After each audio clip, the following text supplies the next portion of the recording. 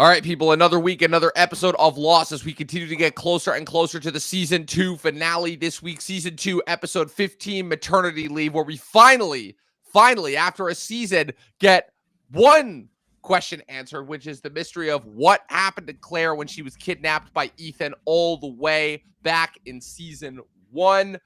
Luke, this is another continuing trend that you're going to see, where you're going to see these things that you've kind of forgotten about from the show come back in a big way. We also start to see that Henry Gale is already starting to sink his manipulative claws into the rest of the survivors, as evidenced by the interactions that he has with Locke, Jack, and Echo in this episode. Also, one of the first Lost episodes since the other 48 days, a couple episodes ago, with no flashbacks, at least no flashbacks to anybody's time off the island.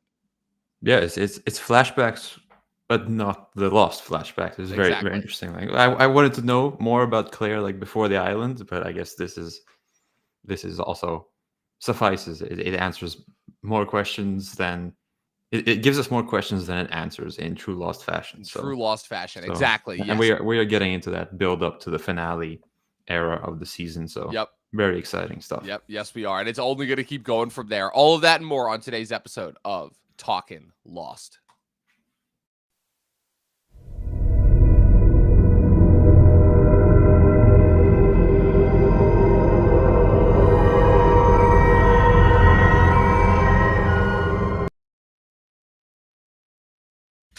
All right, Luke, Season 2, Episode 15, Maternity Leave. Like I said, we are getting closer to the Season 2 finale as we continue to press on. This next stretch of episodes that we're going to cover this month in June is what I would like to call the confronting the evil phase, if you will. Like I said, we had the first phase, which was kind of like, building us up, like, oh, are we interacting with the others? It turns out it's this other section of the plane that we didn't even know survived. Now they've ingratiated back into the other survivors. Then we had like kind of the mini Charlie heel turn arc, which you and I don't think we're exactly that happy with, but don't worry, the redemption is coming. And now we're getting into the phase of, okay, we introduced Henry Gale, Ben Linus last episode. Now we're getting closer to, finding out who the others are as we continue to build toward the inevitable conflict with the others, which, like I said, will really not happen until Season 3.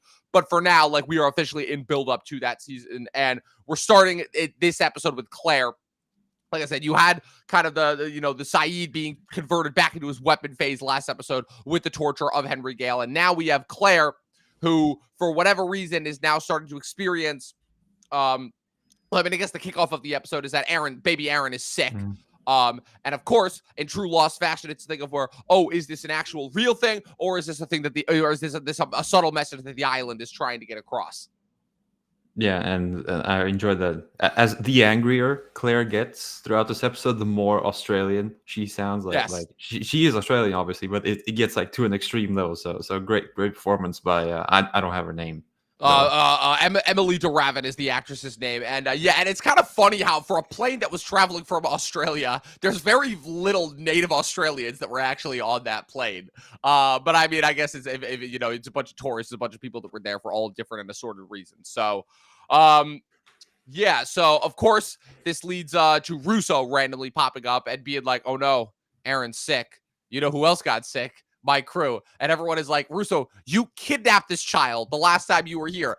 Get the hell out of here." Like, Russo's been popping up a little bit more, but unlike last episode where she just kidnapped Ben and brought him to Saeed, this episode there's a very direct reason why Russo is there. And basically what it ends up going into is that Claire ends up talking to first Claire is reassured by Jack that Aaron's just sick and that the fever with normal babies. It's the most Jack answer ever. Exactly. It's like, hey, he's just a fever. It'll pass. And exactly. It'll pass. It'll be fine. Yeah, exactly. It's kind of funny that I'm watching The Pit right now because Noah Wyle is given like major Jack vibes if he was even more depressed and if he had never landed on the island. So it's kind of funny how everything all connects back to the island. I mean, how many island dreams have you had now? I've lost track.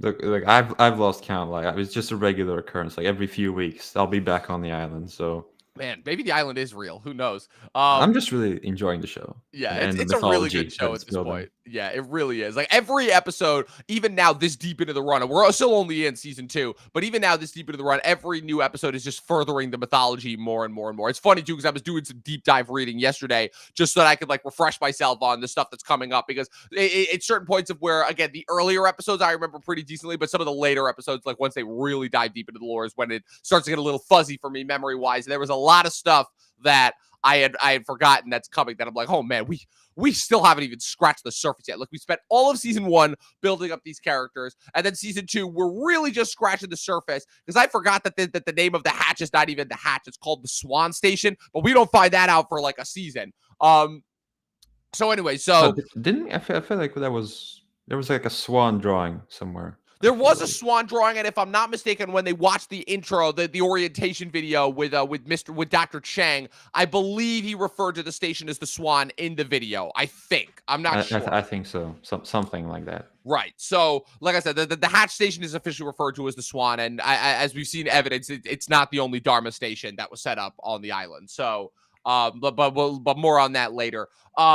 So the next big thing, obviously, is Claire is like, okay, like, I think something happened when I was kidnapped by Ethan, because those 2 weeks, I have no memory of those 2 weeks. So they go to Libby, who's in the middle of a little bonding session with Hurley, and she's like, oh, you're a shrink, right? And Libby's like, I'm a licensed, it's like, I'm a licensed therapist, but sure, shrink works too. And basically she ends up managing to, I don't remember the name of the therapy that she uses, but basically some sort of cognitive deep mind probing therapy in order to basically help Claire summon up some images from when she was kidnapped by Ethan. And she remembers a very sterile waiting room. She remembers Ethan injecting several vaccines directly into her stomach while she was still pregnant, and a whole bunch of other things. So like I said, it's another Explore the Island episode, but it's one that that doesn't provide confrontations with the others, or doesn't provide characters needing to solve trauma from their past. Instead, this time it's a direct, like, oh no, we are diving deep into the lore in order to try and find out more stuff. So what did you think of this new of this new section of the island that they found, this new Dharma bunker?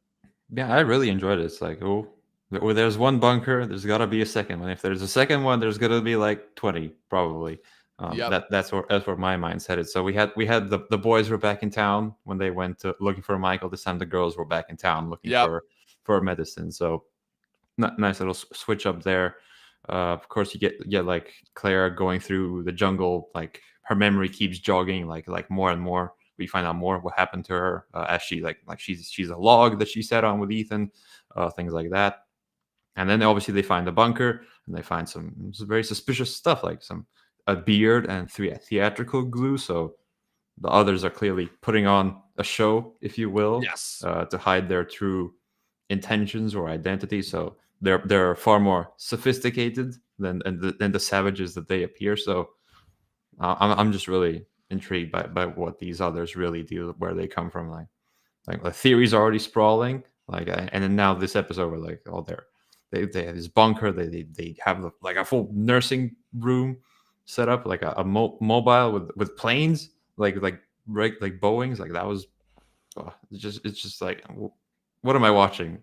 I think the most interesting takeaway from this episode is that by swapping out the off island flashbacks in this episode, like I said, this is the first episode since the other 48 days to have no flashbacks that take place off the island. Not only obviously does it give you answers to this time that you weren't necessarily sure or aware of from all the way back in season 1, but it also gives a lot more content. This is probably the most insight into the others that we've ever had. You know, like obviously again, the revelation and the knowledge that Ben Linus, and I think in this episode too, we become painfully aware, he is very much another. Yeah.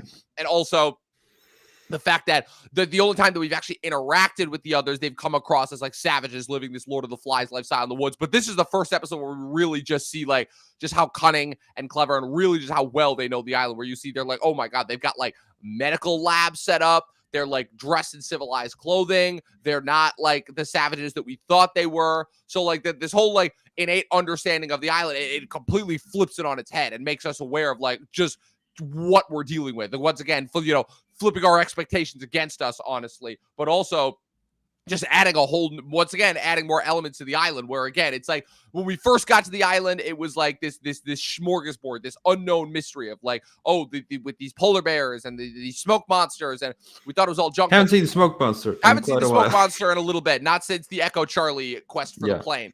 And then we had the discovery of the hatch and being like, oh, like there have been other people that have been here before.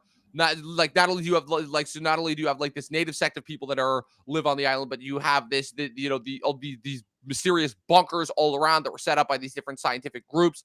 The revelation that Russo would come here with this scientific vessel. So then all of a sudden it's like, okay, like, so there have been other people here before, but the question still isn't being raised. Why have we never heard of it? Now that we're getting further into those bunkers, we're like, oh, like, just who are these people and what are they really capable of?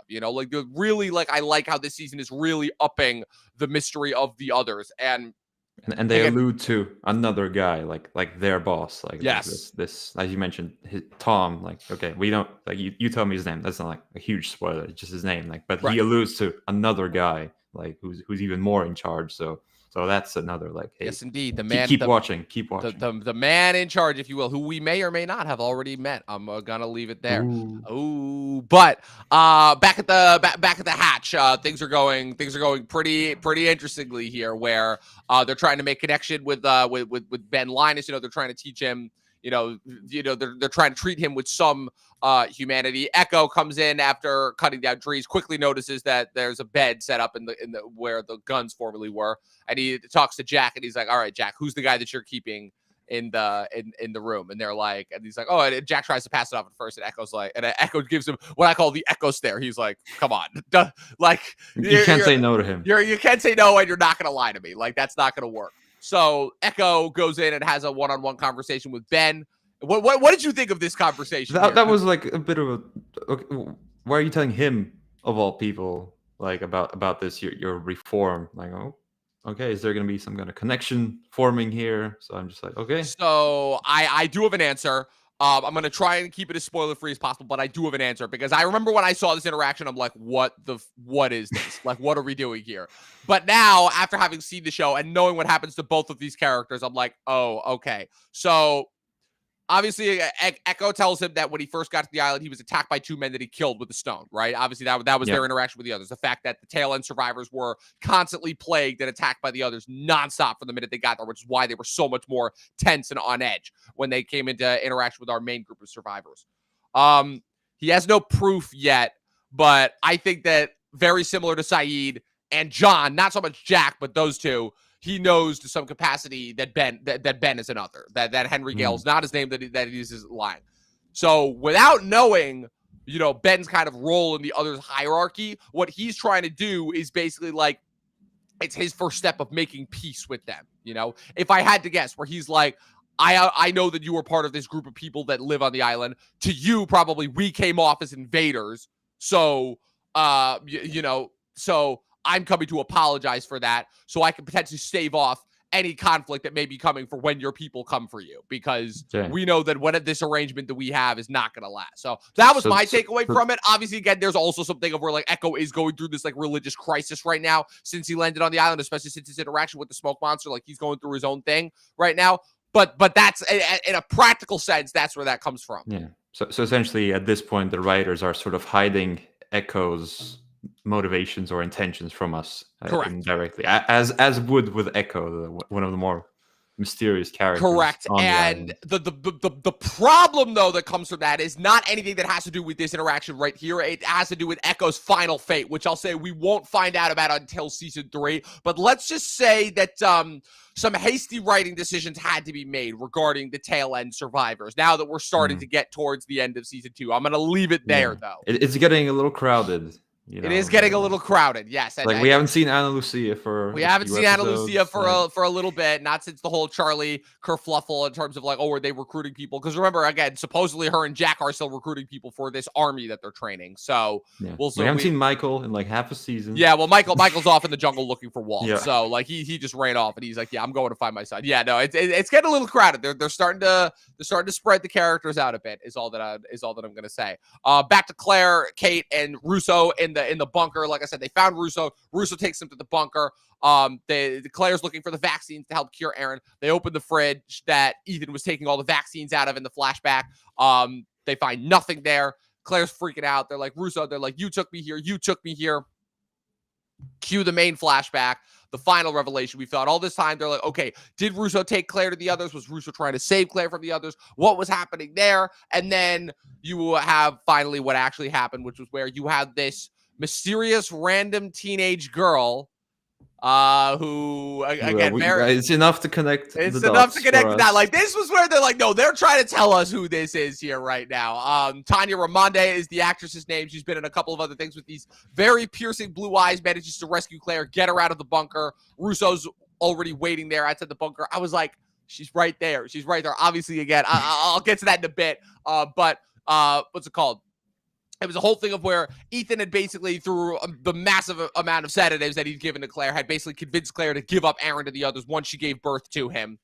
Because, of course, the thing of where it's like, oh, it's your choice, you know? It's either you're going to give us the baby voluntarily or we're going to cut it out of you. It's one of those scenarios. And Alex, thankfully, that's the character's name. She was not referenced to by at least by any of the other characters except for Russo. Alex manages to get her out. Russo manages to is trying to get her away from the others, but Claire doesn't know what's going on. She scratched Russo's arm, and then Russo knocks her out with the gun and gets her back to the camp. So Russo did save her. She was ultimately trying to make up for the others having taken her baby. And whether Russo went through exactly what Claire went through, like with the whole scientific procedures, we don't know. But if I had to guess, I'm like, that's weird. And then at the end, we get the confirmation. This is the first instance that we see Russo's long-lost daughter, who was taken from her, who I think is now like 15 or 16 at the time of this. And that's Alex. That's Russo's daughter. Yeah. So, yeah. What did you think of that revelation? I was like, yes, I can figure something out. They've laid the groundwork perfectly for me without actually telling me, hey, I have Russo's daughter. Like, tell her that or something. So so I can appreciate when things like lock into place like that. Like, it's similar to when they revealed that Charlie was helping Sawyer. It's like, the puzzle pieces fit together perfectly. So exactly. But that was more of a twist. This was like a big revelation that they've been building to for some time. Like, Russo's been talking about like wanting to find her daughter literally since we first met her, and this is the first instance where we confirm not only is she alive, but she is with the others, but to the point where she doesn't even realize like who her mom really is, because she's been with them probably since she was a baby. Which, again, if that was 16 years ago.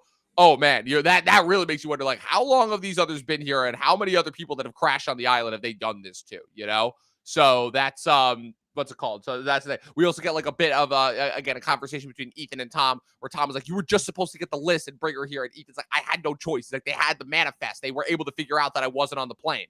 So you had that, and of course they you know, I'm guessing they haven't heard from Goodwin in some time. You know, the other that Ana Lucia killed. But.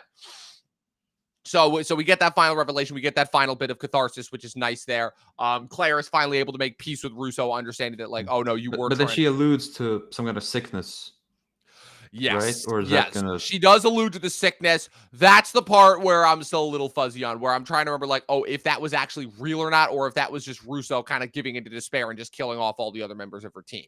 So that much, because it's talked a lot about on the island, but I don't remember off the top of my head like when or how that actually comes into play. So let's put a pin in that one, and then we wrap with, oh man, some world-class manipulation. If you weren't convinced that Henry Gale was another before, you are now, because now you get to see just what an absolute mastermind Ben Linus is, and why he is going to be a force to be reckoned with going forward. Where Locke comes in with who came in with the Dostoevsky book earlier.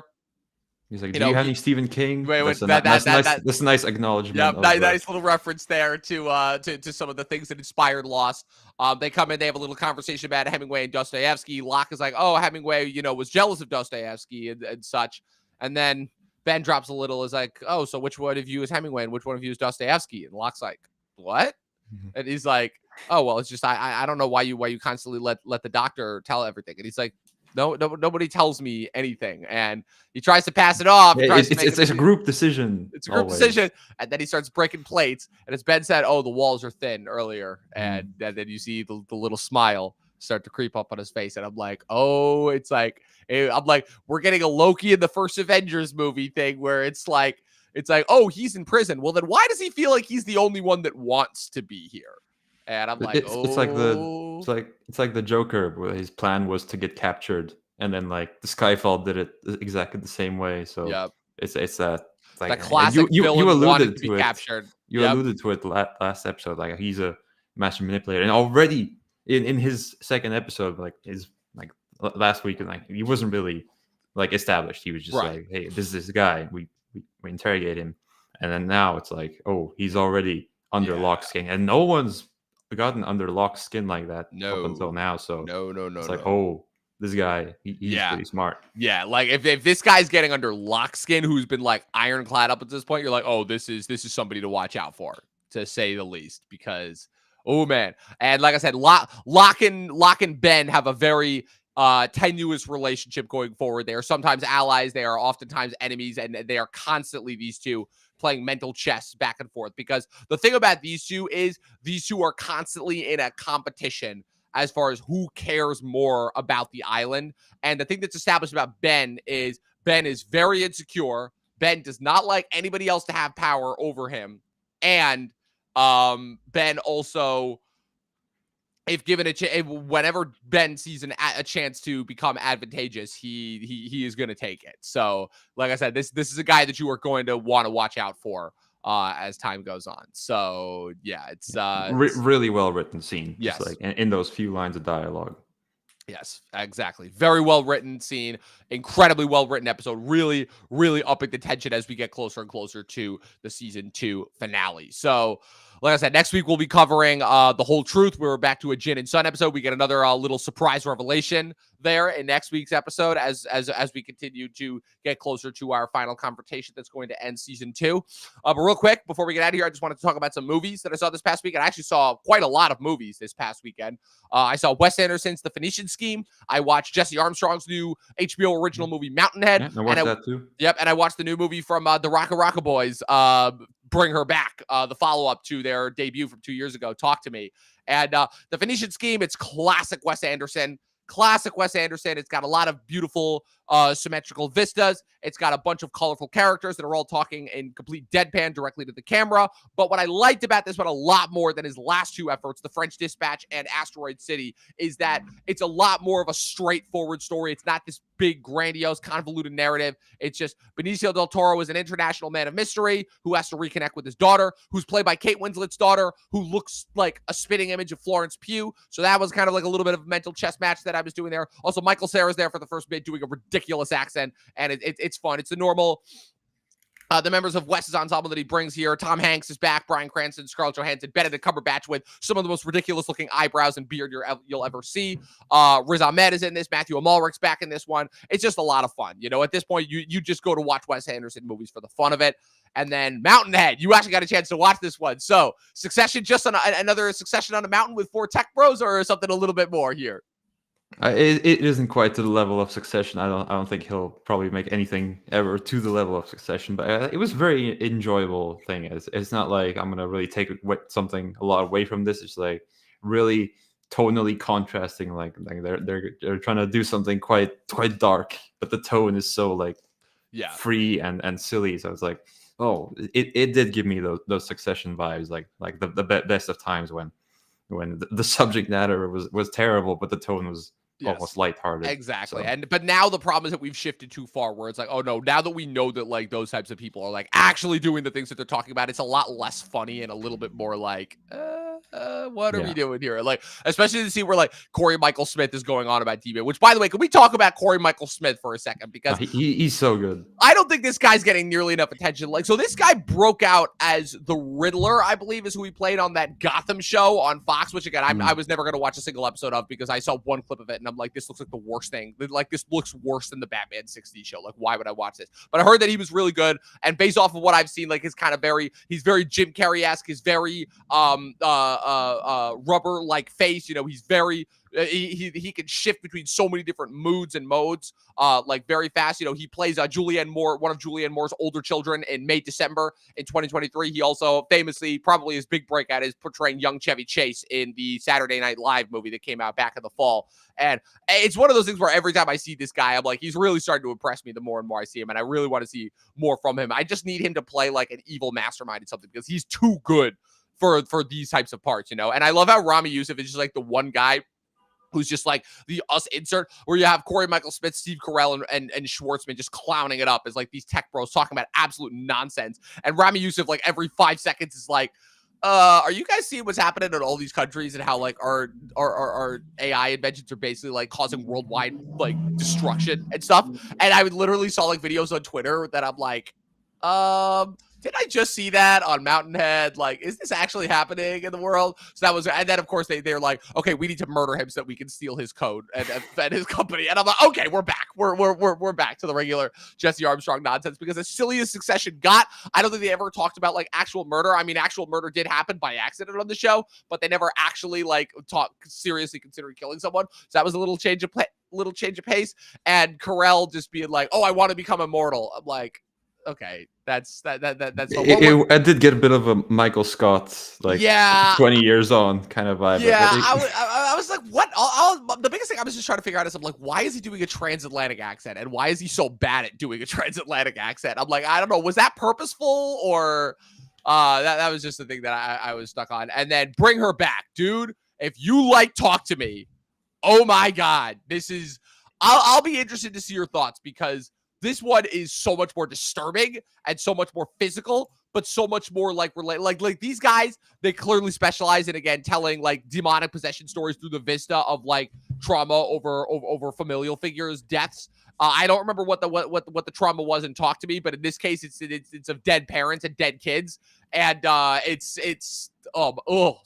there's a scene involving the little bald kid that you see in the trailers, and a knife that physically made me like almost vomit. Like, that's how gross it was. Like, this movie gets absolutely gross, but the way that it really builds to its final reveal is just insane. And Sally Hawkins gives possibly the best performance of her career. So those are all honestly, again, one of the few, it's the first weekend where I saw multiple movies in one weekend, and I was not disappointed or let down by any of them. Also, I got a chance to watch Alfred Hitchcock's Rope last night in the theater, and that was just a joy to watch. Probably one of Hitchcock's most slept on and least talked about movies, which I think is a crying shame. So the only one of these you saw was Mountain Head. Yeah, we don't get Bring Her Back and Phoenician Scheme. I'm not a big Wes Anderson guy. That's fair. Wes Anderson is a very acquired taste, I will say, especially if you came into him a little late. But yeah, Bring Her Back, definitely. Fucking A24, man, with these international releases, they gotta get a better hold on that. Hey, you know what? Good. At least some good news. We do get The Life of Chuck next week. So, oh, you get Life of Chuck. Awesome. We can cover that. That's really good. Yeah, well, yeah, that's really good. Awesome. Good stuff. That makes me happy. All right. So with that being said, that's pretty much it. So we'll see you guys next week for The Whole Truth is next weekend. And Luke, where can people follow you on the interwebs?